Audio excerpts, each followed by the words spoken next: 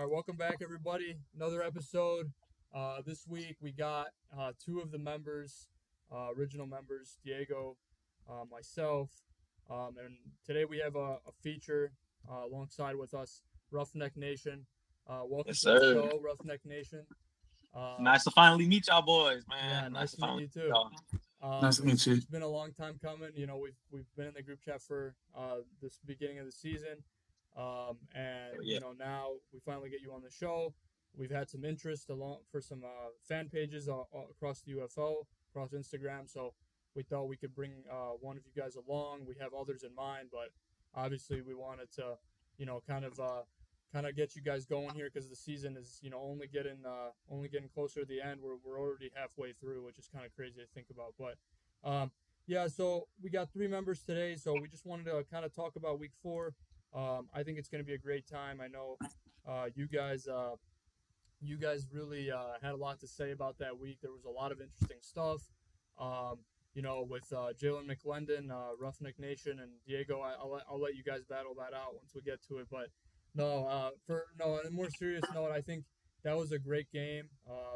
Diego and I were actually together this past weekend, so we saw a lot of the games together, and not only had a great time, but we watched some really meaningful football. We got to learn a lot more about these teams, and we saw a lot of new stuff for a lot of these teams. New quarterbacks and coaches and special teams and all that stuff. So we'll make sure we get into all of that here tonight on episode 9 of our season 2. So just wanted to kick it off. Roughnecks Nation, if you can give us a little bit introduction. Usually when we feature somebody, that's usually what we tend to do. Kind of just Yep. brush us up on your page and what are your thoughts on the season so far? Nah, yes, sir. Hey, I'm Roughneck Nation. Are you Nick? Nick Roughneck Nation. Whatever y'all wanna call me. Man, the season's been fun, man. I mean, I feel like the expectations for us were really low, but man, what we're doing now, man, I feel like I don't want to say nothing too soon, but I feel like we have a shot at contending, man. We have a real good shot. We have a real good shot at contending, man. No matter what people want to say, I think this is it's been fun. It's been up and down, but it's been fun. Yeah, and I mean, yeah, like for a lot of these teams, it has been up and down. Even the Stallions, it has been up and down. So I mean, like you said, it's definitely been a unpredictable season, so to speak. We've talked about it in previous weeks how offenses, have been struggling. Mm-hmm. But I think they've started to turn it around here to an extent, and we've kind of gone away from the traditional excuse of it's only this third week of the season and all these teams they need a couple more weeks to adjust. We've kind of gone away from that and we've kind of try to like use other excuses to put into place because we can't always do that, right? There are other factors that go into these games, and sometimes you can't always just word it like that. So, yeah, Roughnecks, thank you so much for introducing yourself. I just wanted to get you guys' overall thoughts on this past weekend. We saw a lot of good games. We saw, we opened the weekend off with a little bit more of a blowout. Michigan winning that one over Memphis 27-9.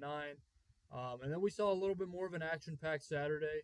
More notably the Birmingham Stallions taking on the Houston Roughnecks, which which we happen to have two fans of those teams in here. So, but what were your Oh thoughts yeah, on the overall weekend, guys, and just moving forward here into this week 5?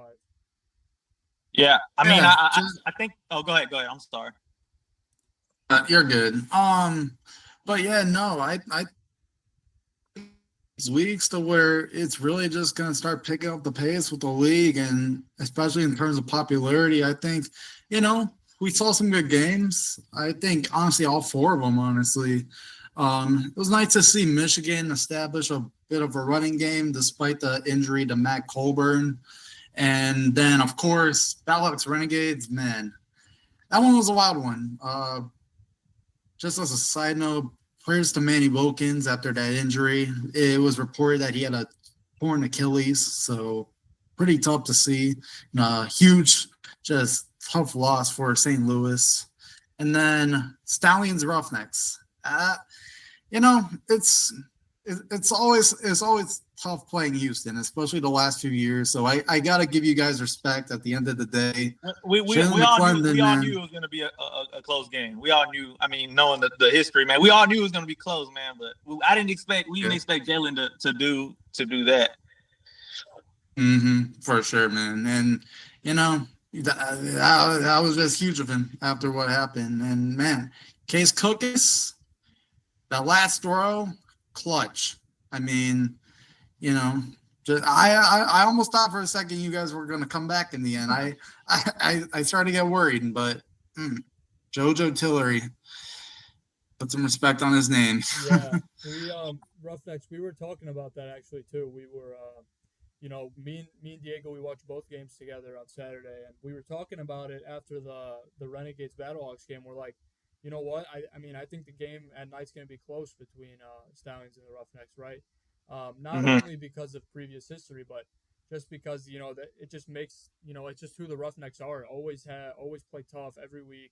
No matter who they're playing, whether good team, bad team, they always come to play. And this week it was a little bit different for them because obviously they had a quarterback change mid game, which they adjusted well to, and but no, I think I think a lot of good moments from this past weekend, and I know that game was definitely an eye opener for a lot of Houston fans.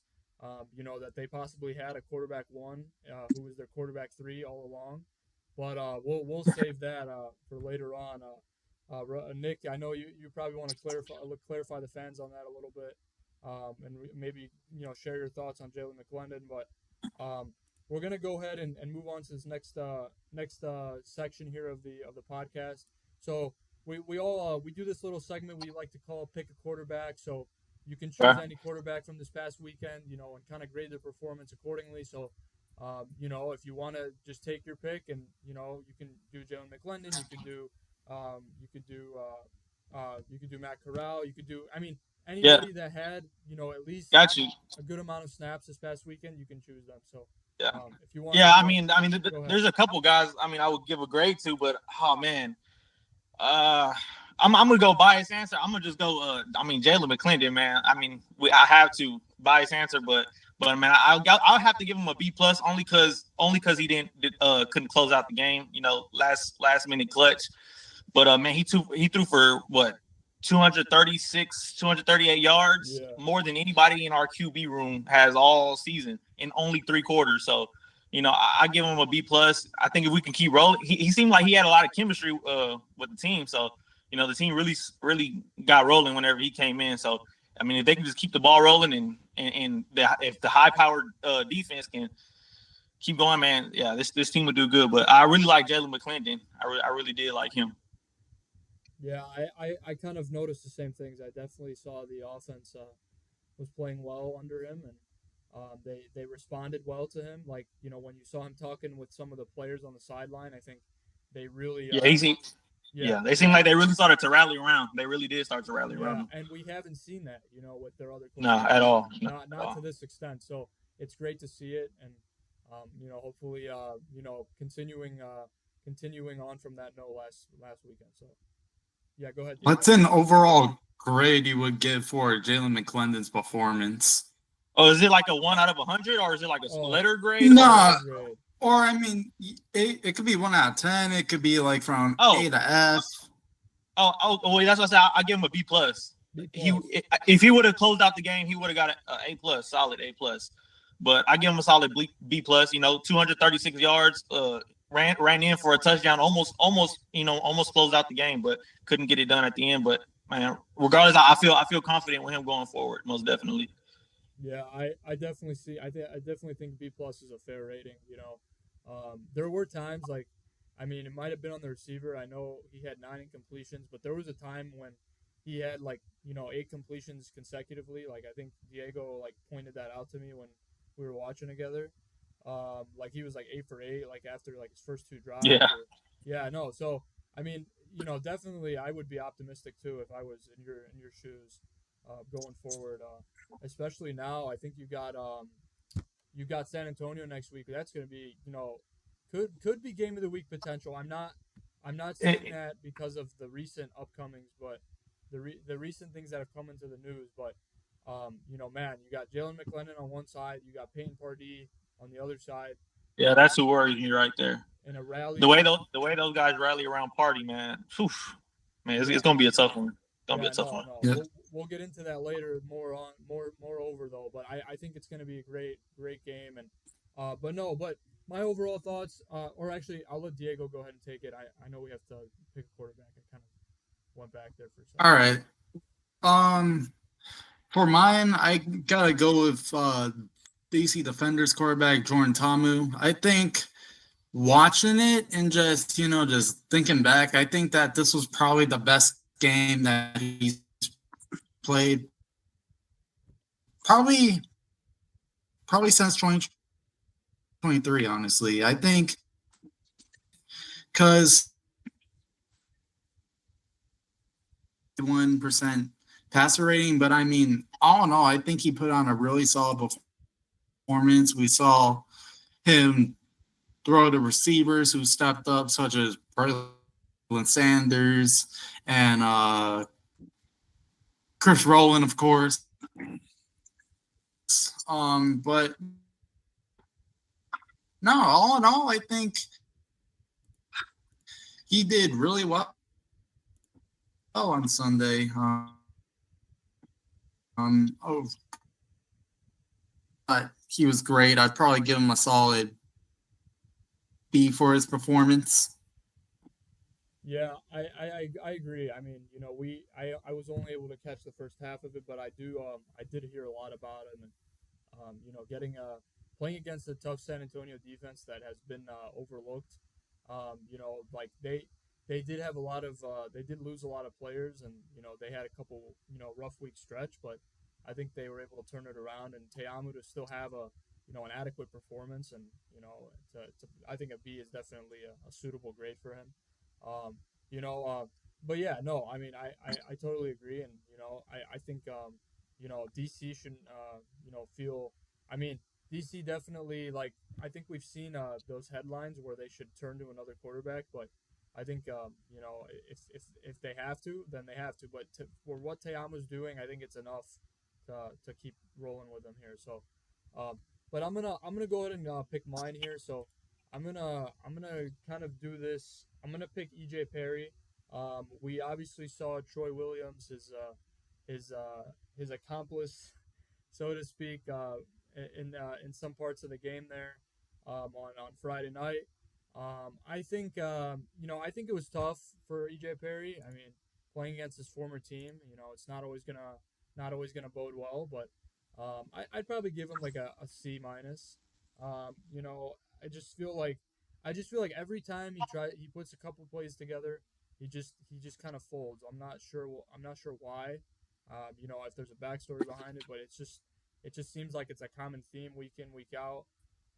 And it's unfortunate because, like, you want him to see him complete drives, like kind of like how Jalen McClendon was doing that, until the very end. I think he was leading the offense well, and then like they would punch it in with a run or like a field goal. But even then, like, we can't even manufacture that, with EJ Perry. And then, but here's the kicker. Why I give him a C minus is because, he's not controlling whether he's in the game or not. Like, we talked about this on former podcasts, and Diego and I kind of discussed this over the weekend. Is that, like, if you want to win in this league, you got to have a guy already set for this team. Like, obviously it's different if you're the Renegade or the Roughnecks, excuse me, because you've gone through injuries, and now finding out McClendon might have been your guy all along is a whole different story, right? Because you didn't know he had this, and you wouldn't have found out if your other two guys didn't go down. But for Memphis to still be, changing quarterbacks for, what? Because I like a change of pace, week 4 of the season, like that's inexcusable if I'm Jim Turner now, head coaching the Showboats, right? Like, you gotta find, like, you have to find the strengths within one quarterback and just move forward with him, because if you're set on both, then, like, it just shakes things up. Like, like how Roughnecks was saying, like, they rallied around McClendon.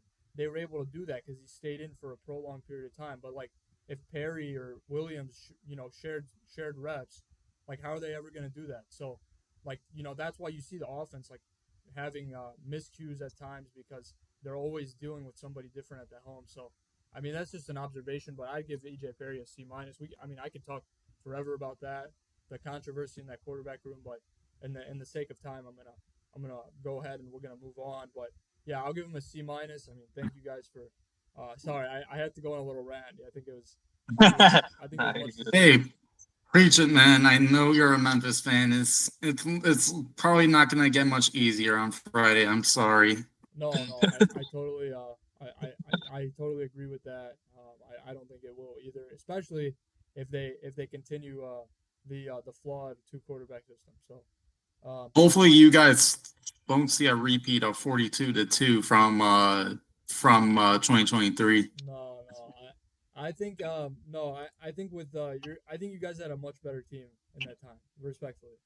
I mean, well, I think we've improved in some respects too, but I think it'll be closer, just probably not maybe not like a one score game. I think we'll probably see a little bit more than that. So but yeah, we're gonna go ahead and move on here. Attendance and TV ratings. So this is an interesting topic because as the year kind of winds down here, like as we get into the halfway point, I think it should very much be established. Like there should be a number that we're hitting, but with how like unpredictable these leagues are, with like the matchups and people traveling, it's always unpredictable. Like to see what the numbers are going to be and what the turnout is going to be for these games. But no, I mean I just this is kind of the topic, a subject that we can kind of just have some share some observations that we had. Obviously they come out with these after every game. We kind of take them in and we kind of say, oh hey, like was this an improvement? Was this a downgrade from last week? Like what were some things that you guys that kind of stood out to you guys, like when you saw them? Was anything like drastically different from past weeks, or what do you guys think? I'm really hopeful about the future right now with how viewership. But I didn't get to see the attended, how many people attended, but the viewership, especially with WrestleMania and everything happening, it looked okay. It didn't look too bad. I don't know what's going on with everything with The Rock. He hasn't really contributed much to promoting the league or anything, so I know that kind of messes with the viewership a little bit, but I think as time goes, I think the viewership will improve. Yeah, and I think that's something we kind of talk about how like offenses should kind of have their stuff together at this point, like by the fifth week of the season, but viewership is kind of something that you can allow to kind of play out, because like we said, it's kind of cyclical and different every week, like kind of like a fashion trend. Like it kind of just depends on who's playing, weather. Yeah. There's a lot of external factors that go into it, like other games. But before I kind of go further into my thoughts, Diego, I wanted to let you kind of share your observations. Yeah. Well, starting off with attendance, I thought that for this week, I wouldn't say it's anything outstanding. I mean, you have to consider that, like Nick said, there was WrestleMania going on. The NBA playoffs were starting, but I mean, and with Easter weekend too, I should add. But I thought the attendance numbers, it wasn't anything groundbreaking, but it wasn't anything to where, oh, this league is gonna fold, or any narratives like that. I thought, it was a meh week for attendance, but for TV ratings, I thought, not bad at all. I wouldn't say we saw a massive decrease with the ratings. I mean, with the Fox Friday games, they're still averaging around 650,000 ratings, which I mean, it's not bad for the first year. And, the Friday games are still, like I've said before, they're still new. People are still trying to remember that they're going to be on Fridays from now on every week. So, but it is nice to see that ABC has another solid week with 900K ratings. But no, I think just as I touched up on, I just hope that, after this week and the games that, just people can really just start to consider taking the UFL a little more seriously, maybe giving a try to watch and just see the great opportunities that this league can provide for the players and the coaches and for everyone involved. That's what I would say. Yeah, I totally agree. There are a lot of external factors, and you got to remember a lot of people are still in school. School will start to get out here in these next couple weeks. Could be a factor. I know the UFL like the fan demographic might be a little bit like on the maybe like the 25 to 35 kind of range, and it could be older like depending on the city. Like I know Birmingham has an elderly crowd that they attract. But no, well, I think like with school getting out, I think it'll be definitely you might see an uptick a little bit in the ratings. People were able to travel. People were able to go there, go to place A or place B for the weekend. So I think yeah, I think the points you made were fantastic. I think we'll definitely see some improvement in these next coming weeks. And yeah, so no, but for my thoughts, I think I think kind of the same along the same lines as you guys. I think we're definitely seeing kind of like a meh type attendance rating this past week. We kind of saw a meh attendance rating, but I think there's definitely things to look forward to. Weather getting better in some places. You have like we said, school getting out. Like I think a big draw. I sent a post I think earlier today, but from ESPN. But Adam Silver said that this was the best TV ratings weekend for the NBA playoffs in about 25 years. So for us to be talking about a meh weekend for a really good ratings for the NBA, one of the best they've seen in 25 years. I think that's a good sign. We could imagine what we could be seeing, when the NBA gets to their third or fourth or maybe their second or third game, not even elimination. Like we could be seeing a lot better numbers because the first game is always, a big draw for a lot of fans. So, for us to hear that we still had good numbers, like despite the NBA having, record breaking numbers is definitely something to keep in mind. And also WrestleMania, like Roughneck had alluded to, was also there and present. So no, but I totally agree. Thank you guys for sharing that. And um, we're gonna go ahead and move on here to the CBA deal. I believe the deal was put in place, I think on Thursday. Is that right?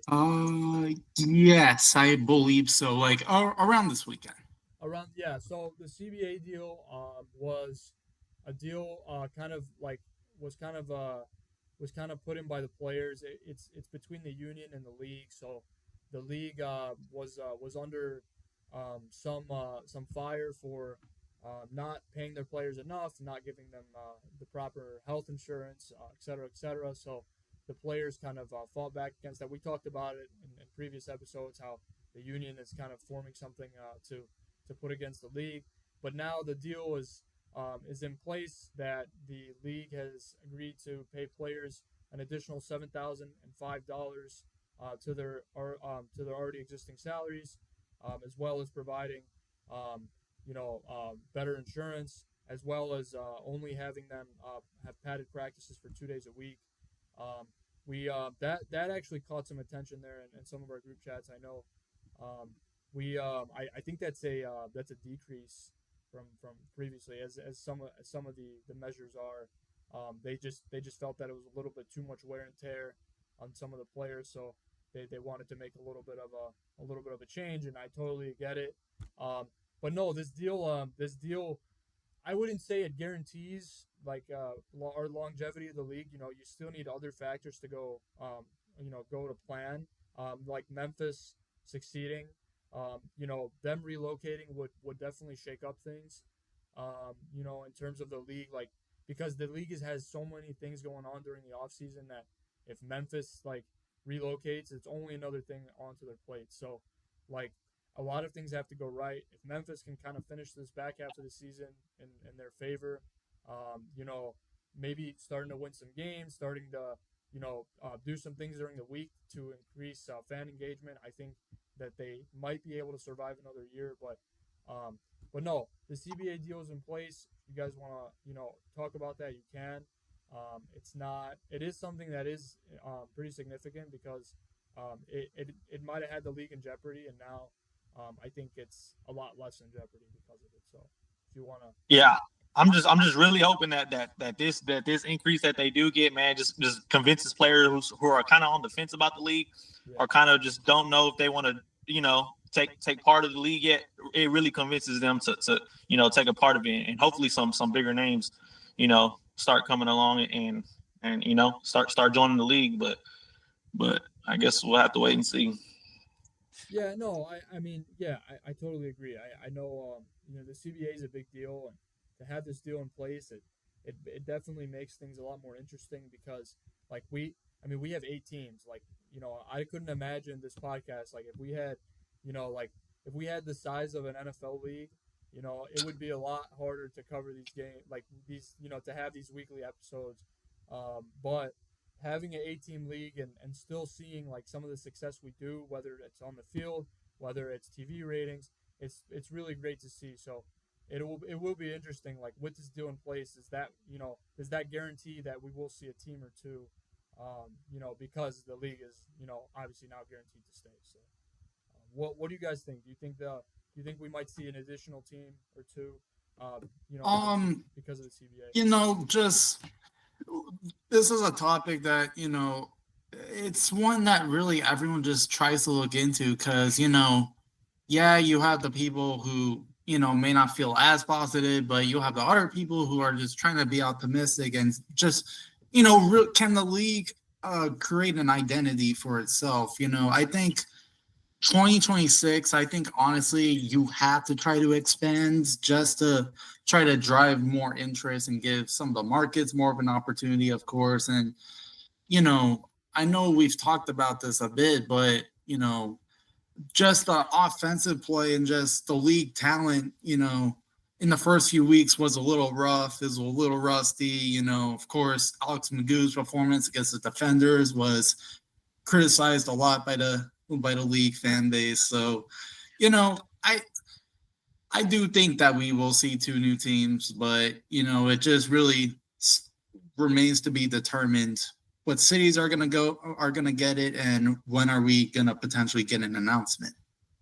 Yeah, no, I totally agree. I think, because you have a team like Memphis now that has been in talks to relocate, it only makes it that much harder to add another team or two because you if you have to relocate Memphis in an off season, you're not adding 2 other teams that in that same off season. It's not feasible. It's going to be very difficult for the league to kind of make that happen. And I wouldn't be surprised if Memphis continues on this path that they are with ratings and players and talent and coaching changes and all that. I think it will be another season before we see teams being added because you're gonna have to deal with the struggles that are associated with them. So, um, but no, yeah, I totally agree. I think the deal is going to be significant moving forward. I think it's great for the league, but there's also some challenges that come with it. And, as a player in the league, you have to just deal with it. You are getting an increased salary, but now that means like you might have to show out more every week. So does this mean now that we have a deal in place that we see better talent in these coming weeks? We'll see. I mean, I don't know. It's just something to think about if you're a fan. So, but yeah, we're gonna go ahead and kind of get into more of the gist of this week. Obviously, we saw a lot of new things this week, whether quarterbacks and coaches and kickers and punters and all that. So we're going to go ahead and start off with the man of the hour, San Antonio Brahmas interim head coach, Peyton Pardee, and kind of his coaching debut, taking on the DC Defenders at Audi Field, I should mention. The loudest atmosphere, arguably the loudest atmosphere in spring football. What were your guys' thoughts on his coaching debut?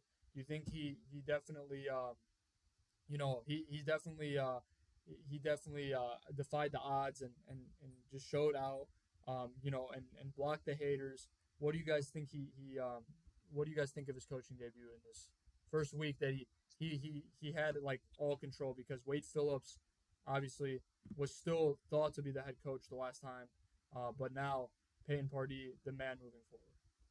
I would say, given Wade Phillips, medical issues going on, Party, I mean, this might be a hot take, but I think Party does good this year, and I think he might, roll into next season as the next, head coach for San Antonio.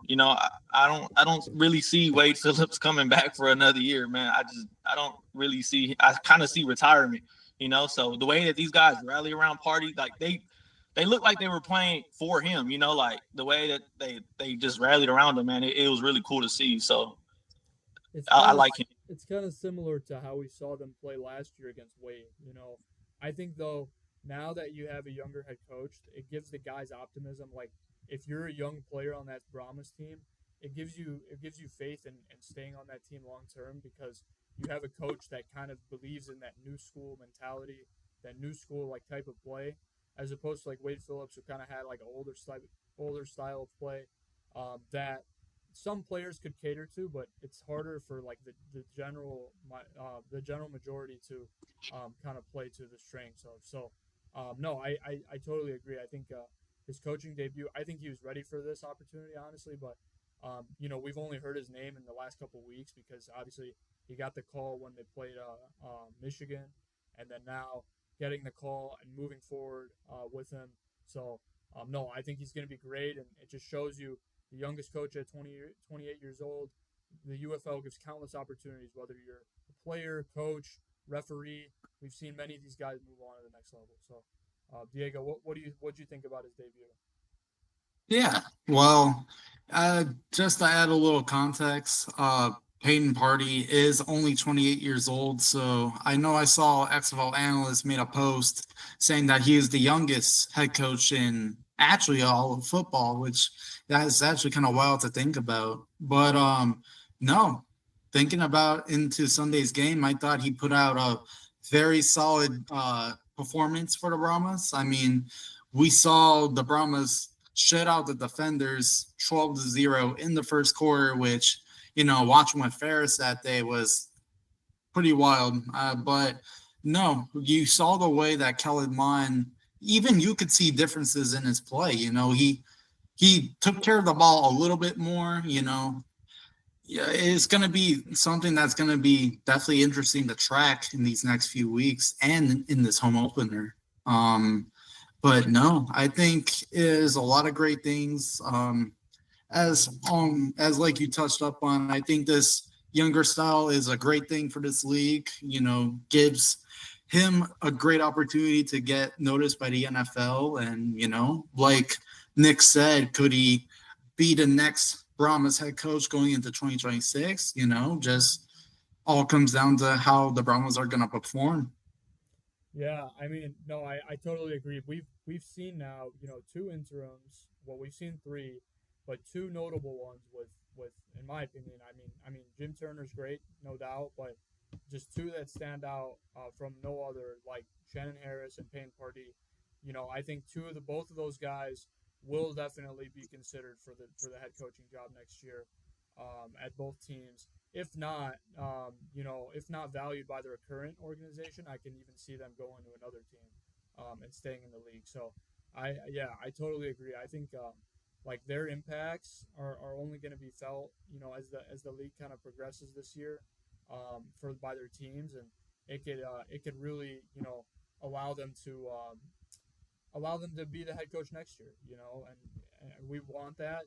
The younger coaching style is something that's always welcomed, and it's always entertained by players, like you saw with the Brahmas, and as you've seen with the defenders in recent weeks. So, but no, we're gonna go ahead and we can go ahead and move it along here with the Battlehawks struggle. So Diego and I were watching this game. Roughneck, I know you were probably watching as well. Oh yeah. A little, yeah. Definitely not something we've seen from the Battlehawks. We've always kind of seen like a stabilized offense week in, week out. McCarron leading the team. Beck now, Anthony Beck now is just, kind of, he's out of his element. I'm not saying he's to blame, but I'm saying because he's always had a quarterback, like, you know, always the same one on the field. He's kind of, that's just kind of the guy he's been known to be. But now having to change things up and moving, from Wilkins and Duggan, and now you're gonna have to think about if you're gonna want to start. We just saw Nate Silvers, former former Roughneck. We can talk about that too. Being signed to the Battlehawks, so we can see him possibly this next week, going out there. But no, I think it's gonna be great to see, you know, if Anthony Beck can still produce some of that same success that he has, with some of these players that are a little bit different from what he's seen in past years. So, what do you guys think about that? Do you think, the Battlehawk struggles in general? Do you think they're gonna try out Nate Silvers here in this first week? Do you think they're It's gonna? Brandon Silvers, I should clarify. I know. I Yeah. knew I was doing something wrong. I knew it. Brandon Silvers. All good. So Brandon Silvers. So do we think he's gonna get the call? Do we think he's gonna need a couple weeks? Max Duggan did not look good at all, man. I mean, he looked lost. Like he really did look lost. That is not the TCU Duggan that we seen. I mean, I think they ultimately might give Duggan the start only because I mean Silvers don't have any chemistry or anything yet with these guys. So I think they give him the start. If he goes slow, if he moves slow, then I think they don't have a choice but to put in Silvers. You know, if they can't get rolling, man, I don't see them even making the postseason. I don't. I mean, them not having Butler that really hurts them too. On top of not having a quarterback, so. Yeah, no, I totally agree. They're gonna have to make some changes, and that's what every team has to do. But sometimes with some teams, it could be more than another team, and obviously the Battlehawks have had to do a lot, and they only will have to if as long as Anthony Beck's the head coach because he wants to see everybody succeed. So, Diego, what do you think about their recent struggles here? Yeah. It's one thing. Like St. Louis is always regarded to be one of the most successful franchises in all of spring football, and just to see how they played this Saturday, just one of those discussions. How are they gonna go from here? Is Anthony Beck's job safe? Did they make the right choice cutting McCarron? It's just how are they gonna figure it out this coming week against the Michigan Panthers, who have been hot? And just I agree with Nick. I think the absence of Hakeem Butler has definitely hurt this production a bit. I think in the first half, I think the leading receiver was only Denzel Mims for 12 yards, which was, crazy. Usually we see that offense so poised and, so efficient. But, I think thinking about Max Duggan, I think he was kind of thrown into it a bit. I don't think they even catered around his play style a bit. It was probably still a lot like Wilkins, but that doesn't mean that offense was still getting pressured by the defense. I mean, heck, man, the way that Chris Odom and other guys like Ajani Harris played, which we'll get into more later, just really solidified the victory for Arlington. But I can't tell you if St. Louis is going to get it right for this weekend. Yeah, no, I mean, yeah, you bring up a good point. Coming in against very hot Michigan team that looks good with Bryce Perkins, playing with them, and Mike Nolan kind of going back to those older days where we just see one quarterback out there, and we see obviously there are still questions regarding the receiver room and all that because they did have they've been turning to the running backs relatively a good amount. So, but no, I think definitely we'll definitely see a great game. But that starts with the quarterback for St. Louis. If they can't, if the quarterback's not going to have a good game, then it's going to be Michigan's game very easily. So, but no, I mean, no, I totally agree. I think, when you look at also to mention, like you said, like Denzel Mims was a leading receiver. Like we're just not used to like seeing like 5 different receivers on St. Louis having like a catch. We're used to seeing like 2 or 3 guys possibly having catches and like one of them going for a big play and then the other one going for like 30 yards and the other one scoring a touchdown. So for it to be this, undecided, like undetermined, in the wide receiver room, only makes it harder for them. And obviously they have good guys, but they also have injured players too. So now it's really a turning point for St. Louis. Like, what can they do now with this current offense in this back half of the season? So, but yeah, no, I think that was great. Now we're gonna go ahead and move on to our predictions. I know I have mine here, but and we have AJ's and Diego's as well. Diego, you'll be able to share yours, and then Roughneck Nation. We just asked for a score attached to each game. Kind of give us like a little bit like of a background, anything that like might stand out to you, and then just attach a score to it if you can. And, Okay. Yeah. Okay. Well, I got my predictions. I wasn't able to write a score next to them, but yeah. I have my predictions. I mean, I'll start off with Michigan and St. Louis. Obviously, uncertainty at quarterback, like you touched. Lack of receivers. It's a mess over there in St. Louis. Anthony Beck hasn't really picked up the pace a lot. I got to give it to Michigan. Michigan versus St. Louis. I got Michigan. For the Stallions in Memphis, I got Birmingham. Even with Matt Corral looking okay. I think Birmingham will come through. They look really solid. They look really good. I got them. Roughnecks versus Brahmas. This one right here. Now this one was kind of tough. Like I said, I was trying not to be biased. But I'd really I'll take the Roughnecks on this one just because I really like the way McClendon rolls with the offense. I really like the way he clicks. Party, yeah, he's really clicking with that team. But I think the fairy tale story is gonna get put to an end right there. This weekend against my Roughnecks, and then I think we got the Renegades and Defenders. This one was hard. This one was pretty hard, but I like the Defenders. I like the Defenders on this one. I like Tamu a lot. Tamu, he's pretty solid. So I think I'm gonna go with Defenders over Renegades. Yeah, no, some interesting picks. I mean, like you said, you try not to be biased, but like you said, I mean, you have your reasons. Like, we'll have our reasons, like for why we have our picks. I mean, I can see why you kind of took the Roughnecks there. McClendon did look good, and obviously, like the Brahmas did a really good job last week on offense, and you guys have really looked good on defense recently. So it'll be a good battle. It'll be interesting for sure. So, but Diego, I'm gonna go ahead and let you share yours here. All right. Well, to start out the week, Memphis at Birmingham.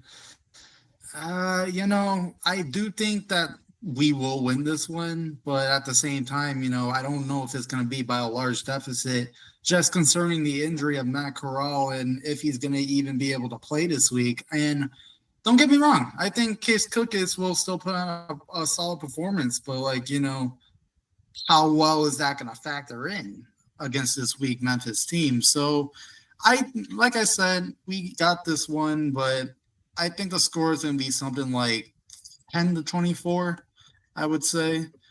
And then going into the next game, Arlington and DC. This one was another one that I had a struggle picking because I wasn't sure on this one. I think both of these teams have played pretty well this year. It's going to be interesting to see Jordan Tamu and Luis Perez face off against each other. But no, for this one, I got the Arlington Renegades winning this one, 19-27. I do think that the Defenders will still put on a pretty solid performance, but Going into the next one, the Michigan Panthers at St. Louis. I do think that Max Duggan does play better this week. He probably will throw like 2 touchdowns or something, probably a few field goals, but um, I did see a report saying that Mike Nolan said that with Danny Etling coming back, he could be a part of the game plan. And with this happening, this might screw up the Michigan's momentum a bit. I don't, you got to see how much playing time these two are going to get. But no, I think regardless, I think the Panthers still squeeze out the win. This one a little closer, 21-25. And then this is where things get interesting.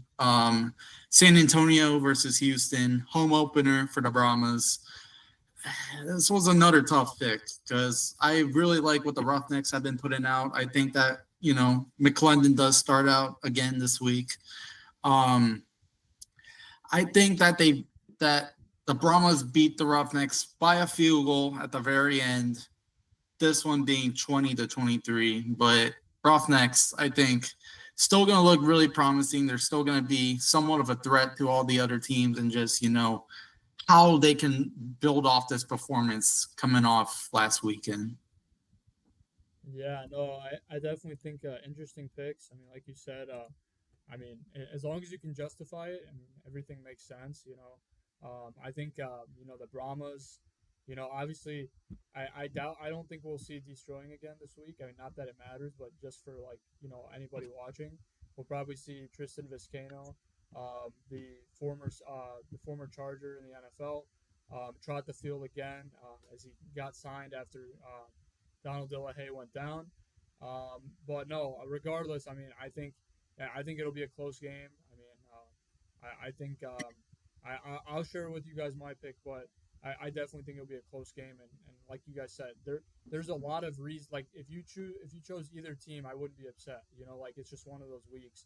Whether if it was like a different game, then I'd probably be like more favored towards one team. But because you guys have your reasons, like, and they are very credible, and you guys are very knowledgeable about it, like we could possibly see fans talk about it the same way. I definitely think there's a case for either team. So, but no, I'm gonna go ahead and share mine. Thank you guys for sharing yours here. So for this opening week, for this week 5, halfway the season here, Memphis at Birmingham. I definitely think Memphis does need to turn it around. Like it's that time of the year where you got to get your stuff together, and sometimes it's harder to do that when you play a really good team. And I think Birmingham's gonna be the clear winner here. I don't have it by a lot. I mean, I have it. I would say probably like a 29-13 score is pretty realistic. I mean, Memphis's defense did not look good last week by any means against a not so good Michigan offense. I mean, it definitely looked a lot better than what we're used to seeing, just because they did play Memphis. Like I don't even think like a lot of their plays looked good. I might be biased. I mean, you guys can interpret that for yourselves. But I think that game will be 29-13. I think Memphis will score a little bit. Might be a field goal or two, and then maybe a touchdown. But I think Birmingham will kind of take control pretty early on, possibly bench whoever they have out there. I know you guys might start Cookus. We haven't seen a quarterback signing. I'm not sure we have, but we still have. Yeah, I know. Like I think 2 weeks ago we signed Andrew Peasley after Okay, that. yeah. Yeah, after what happened, but are we going to have an emergency quarterback? Because we don't know Corral's availability yet. So there's still a chance we could sign another quarterback. We just got to see for now.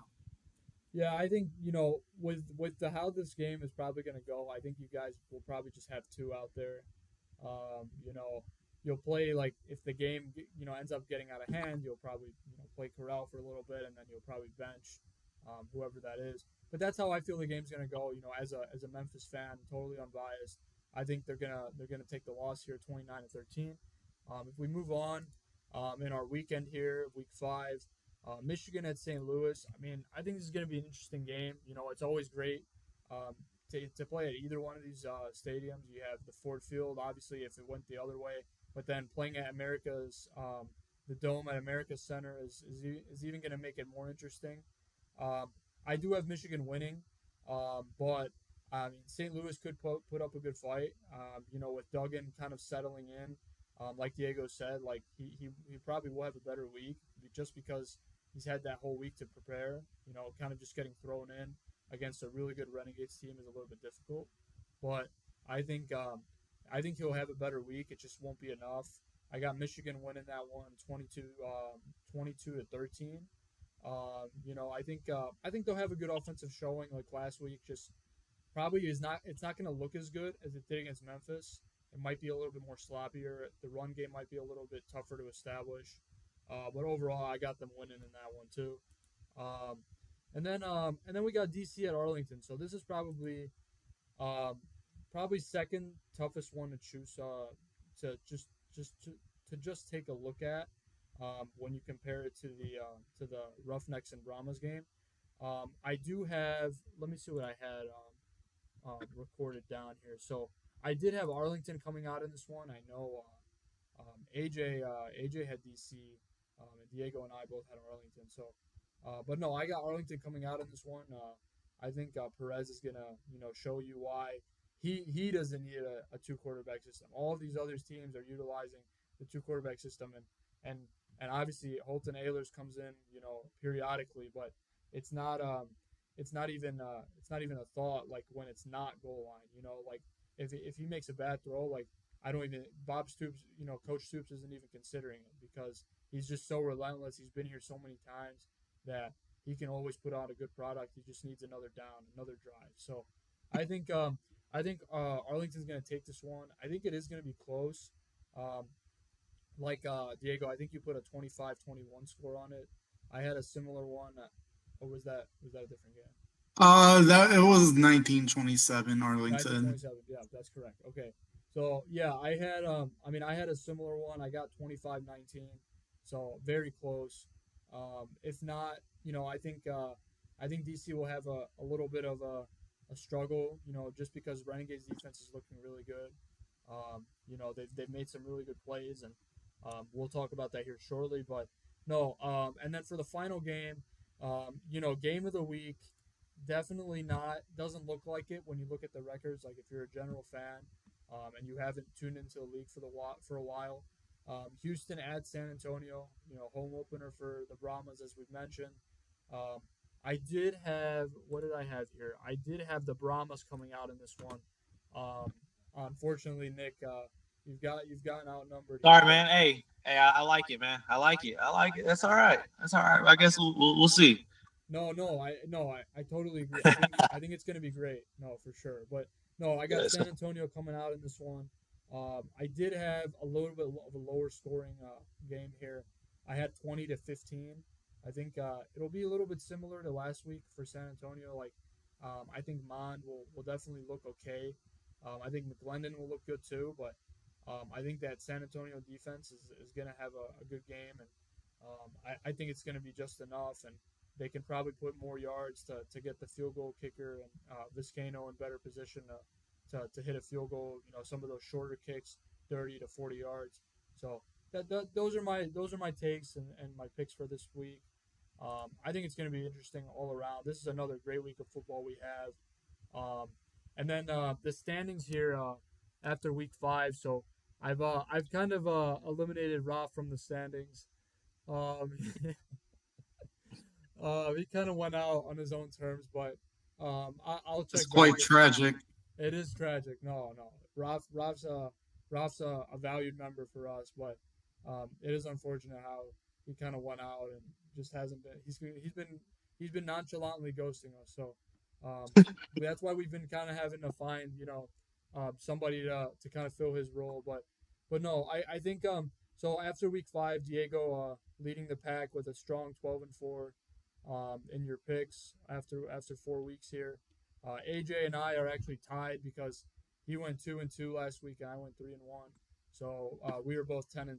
So, um, but no, yeah, I think it's going to be great. Another great week of football. But before we get into kind of our final thoughts, I'm gonna I'm gonna share the awards video on the page, but I just wanted to talk about them this video if that's okay. I know it does take a little bit longer just because like I have to figure out like if you guys can see it and whatnot, but I just thought we should go ahead and talk about it. So um, we have our awards. We have our awards on this page, Nick. So I can go ahead and share it. I just for makes it easy. I know you might not be on the page. It might just let's see here. I'm gonna go right here. All right, let me know when you guys see it. And there we go. All good. Yeah, I think that's Yeah. All right, so what we do with the awards is it's just a little fun thing that we get to do every week. AJ made it a lot more fun this year with making these videos. We'll put the video up on our page, and just for the sake of time, we'll go ahead and get through these awards. So I'll go ahead and start off. So we have Air Player of the Week. So just for the abbreviation, so Air Player of the Week, Ground Player of the Week, Playmaker of the Week. So like a receiver. Defensive Player of the Week, so a member of the front seven preferably. And then we have Lockdown Player of the Week, which is usually a member of the secondary. And then Special Teams Player of the Week could be returner, a kicker, punter. It could be a gunner in some cases if you have like sort of special teams tackles or a calls fumble of some sort. So I'm gonna go ahead and get it started here. So Jordan Teamu was our A Player of the Week. Not a very high threshold again. We've seen weak passers, just in these first 4 weeks, but I definitely think he looked good. There wasn't many others like Bryce Perkins didn't have a spectacular game in the air. The Birmingham quarterbacks got injured. You had, Houston get injured. You had Birmingham get injured. So there just wasn't a lot, from the other teams that kind of had us convinced. So that's kind of why we gave Teamu the award. And then I also think if we could have thought of Perez, but Perez kind of had the defense backed him up in a lot of scenarios. So it just wasn't enough. So Jordan Teamu, congratulations. He has won this award before. He won it a lot last year. I think he won it week 1 too against the Birmingham Stallions. So congrats to Teamu for another win of this award. So. But yeah, we're gonna go ahead and move on here to Ground Player of the Week. If one of you guys wants to take that, so Nate McCrary, just kind of give him a little bit of an explanation. Yeah. So starting, with Nate McCrary, he is a returning man from last season. This is a first-time winner. With Nate McCrary, he had 11 attempts, 60 yards for a touchdown. His longest run for 19 yards. I thought a solid performance by Nate McCrary. I think this was a game that Michigan definitely did a lot better with the run game, even without their starting running back Matt Colburn. I think it of course isn't anything outstanding, but it's enough to get Michigan the win. So. Congratulations, Nate McCrary. Yeah, we had Jaden Sheridan this previous week actually win it as well. The Michigan running backs have been a constant. Every week they show up. Now you're kind of running a 3-back system there with Toa Tawa, Nate McCrary, and Jaden Sheridan. So like you said, Nate McCrary definitely deserving this week. So Playmaker of the Week. I know. Roughnecks, do you want to take it?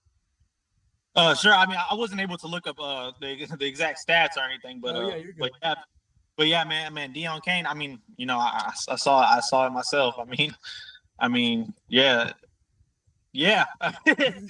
yeah, man. He was really solid. I mean, the game the run game that they have and everything else. That whole offense together just looks really solid. I mean, y'all could touch up on that. I mean, but yeah, he looked really solid. Yeah.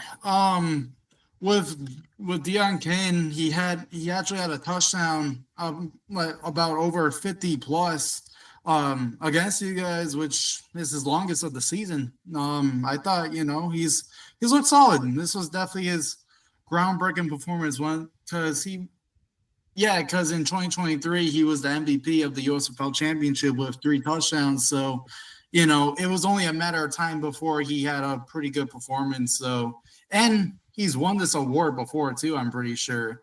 So, and it's the first time a Stallions player has won an Yeah, SIF award. yeah. Finally, We finally.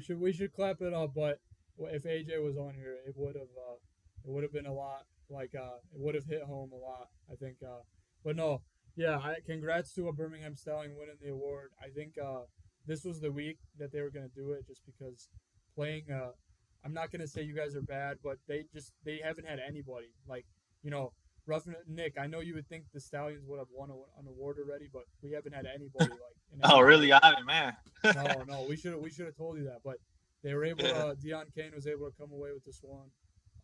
I think he's deserving, and hopefully Birmingham puts more awards together. And then in our video that we'll post on our page, you'll see like a rankings per team at the very end of it, so you can kind of see which team is leading the award. I think just a guess. I think DC might be, or wait, yeah, DC might be still winning because Arlington, even though they had two this week, which I kind of spoiled, but they can see the fans can see it anyways. But no, I think yeah, no, I think DC is still leading. But I'm gonna go ahead and get into this next award here. So defensive player of the week, Chris Odom for Arlington. That won't He hurt. he was just a force. I mean, he always is, but this week especially against Arlington, I mean they were flying around the football all day. Every time like Diego and I were watching, like their quarterback just like was off his spot. So a big shout out to Chris Odom and that whole front seven. Um, and I think they'll only improve here, and with a team as good as Arlington, like you can only hope that guys like Chris Odom are even are getting more motivated to finish out the season with how it's going. So yeah, congrats to Chris Odom. I think he won this award maybe a couple times last year, but first time winning it this year. So, but yeah, our second to last award here, Lockdown Player of the Week. If one of you guys wants to Yeah. get into that. For this award, I think it was kind of a no-brainer. I mean, it even made a couple posts for ESPN, but our lockdown player of the week is none other than running back. I'm no, not running back. Cornerback Ajane Harris. He returned a pick six, 100-yard touchdown to the house on the very last play when the Battlehawks were in desperate need to just get something going, even though the game was kind of already over. But no, he's a very talented guy. I think he's definitely deserving of this award. It's going to be interesting to see, can he potentially win it again? But no, Arlington's defense has been outstanding, especially with the addition of Chris Odom. So, yeah, that's our lockdown player of the week. Yeah, I think he won it. I'm trying to think. I think last year. I don't think he won it last year. I could be wrong. I think he might have won it once or I, twice. I feel like he did. I just can't remember what week. Yeah. We'll have to go back and look at that. I mean, we've got all our docs saved, but we could do that at a later time. So yeah, Ajane Harris deserving of the award. I mean, like you said, he mentioned in his interviews like he feeds off the other guys. So I can only imagine like how in phase everyone is together. Like we've seen it every week with that Arlington defense, and we will only continue to see it. So, special teams player of the week, I can take this one. Matthew Sexton from San Antonio.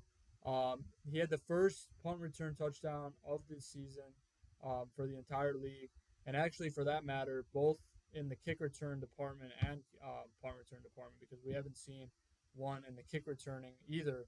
So, Matthew Sexton.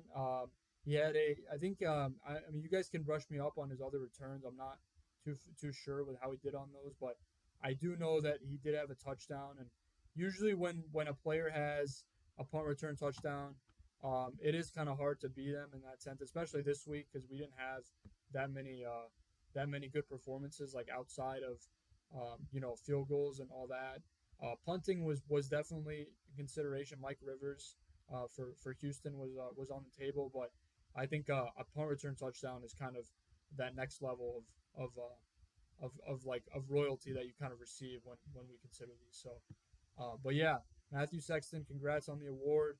First punt return touchdown, and hopefully we see many more big returns from you. So, but yeah, um, yeah, just so this is kind of when we just kind of voice our opinions, final thoughts on this week. I'm gonna go ahead and stop sharing here, so we can go ahead and show the meat here. Yeah, so kind of our final thoughts here going into week 5. What are some things that you guys want to see? It could be on the field related, it could be coaching related, it could be TV related, attendance related. What are some things that you guys might want to see? And I mean, there's a lot to talk about, but obviously we needed to fit it in only a certain amount of time. But just kind of time for your guys' thoughts, I guess. I mean, I'd like to see more. I mean, clearly we've been asking for it all year, but and it's slowly but surely is getting better. But I mean, it's like we touched up on before. I'd really like to see better offensive play. It's been slightly better, but I think that's something that the league still lacks. You know, I know we have a lot of QB injuries and coaches leaving and things, but I think that's something that I would really like to see more of. Yeah, I agree.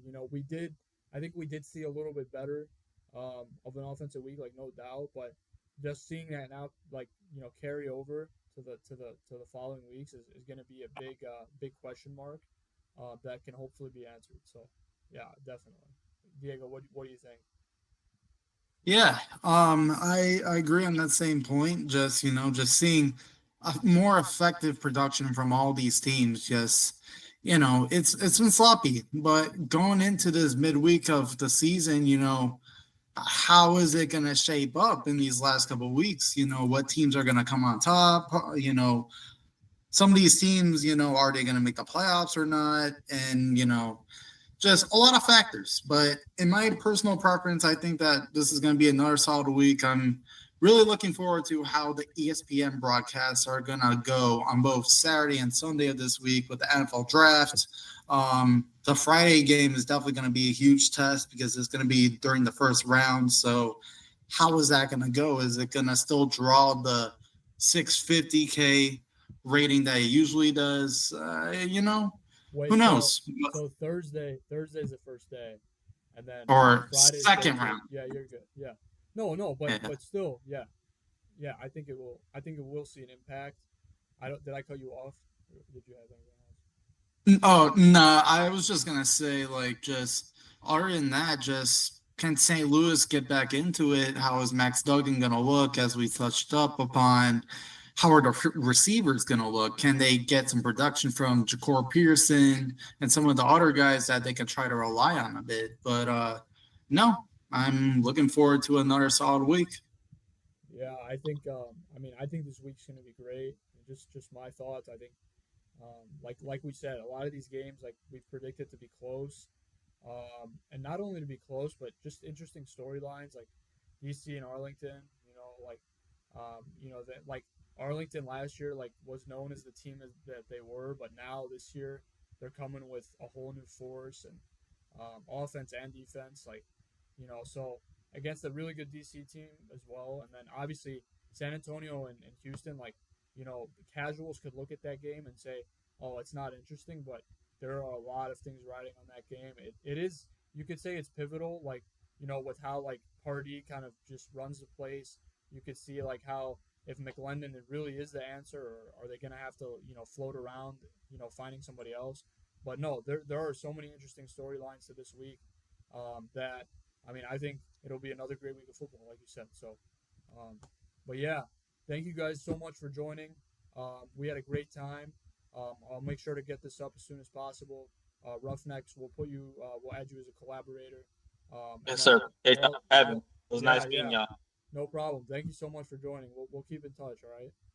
Yes, sir. Yeah, and then check out the video on our main page. We'll put that up as well. Yes, sir. Thank you guys so much for joining, Diego. Thank you so much too. Have a good night, guys. Have a good night.